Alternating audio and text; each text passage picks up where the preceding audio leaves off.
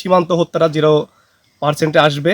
আমরা সীমান্ত এলাকার লোক, সীমান্তে বসবাস করি এবং পাশ করেছে বিজিবি যেন সীমান্তে কোনো বাংলাদেশি লোকজন গেলে যেন গুলি না করে, দুই দেশের সম্পর্ক যেন ভালো থাকে, এটাই আমরা প্রত্যাশা করি, যেন সব ভালোভাবে আমরা চলাফেরা করতে পারি। ইতিমধ্যে আমরা যতটুকু জানতে পেরেছি যে পশ্চিমবাংলার রাজ্যসভা নির্বাচনে বিজয় দ্বারপ্রান্তে বিজেপি সরকার।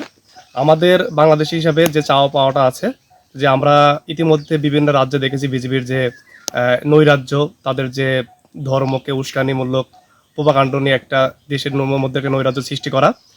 যেহেতু এটা পশ্চিমবাংলাটা বাংলাদেশের পার্শ্ববর্তী একটা রাজ্য, আমরা চাইবো যে সরকারে আসুক না কেন বাংলাদেশের সাথে একটা সুসম্পর্ক, বন্ধুত্ব সম্পর্ক রেখেই দেশ পরিচালনা করুক। এবং আরেকটা বিষয়, আমরা ইতিমধ্যে বাংলাদেশে এবং ভারত যারা একই পরস্পরভাবে সীমান্তে চাষবাস করে, অনেক সময় বাংলাদেশি গরিব রাষ্ট্র হিসাবে বিভিন্ন গরিব লোকজন অনেক সময় তার কাটার কাছেও চলে যেতে পারে।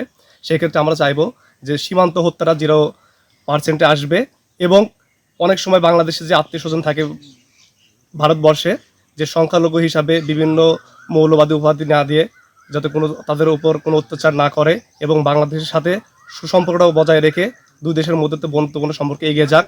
এবং বিজেপি সরকারকে আমরা সাধুবাদ জানাই, বাংলাদেশের পক্ষ থেকে অভিনন্দন জানাচ্ছি এবং পরিশেষে দুই দেশের সম্পর্ক যাতে বজায় থাকে এটাই আমরা আশাবাদী। দুই দেশের সম্পর্ক ভালো থাক, বন্ধুত্ব বজায় থাক, ভিসাপত্র ছাড়ুক, আমরা এই কর্মের সাথে লিপ্ত আছি, আমাদেরও ডাইল ভাত খেয়ে বেঁচে থাকতে পারি। বর্তমানে মোদি ভোটে পাশ করছে, সীমান্ত যেন ভালোভাবে থাকে, আগের মতন আমরা যেন ভালোভাবে থাকতে পারি, দুই দেশের ভালোবাসাটা যেন আজীবন থাকে, আমরা সরকারের কাছে এইটা চাই।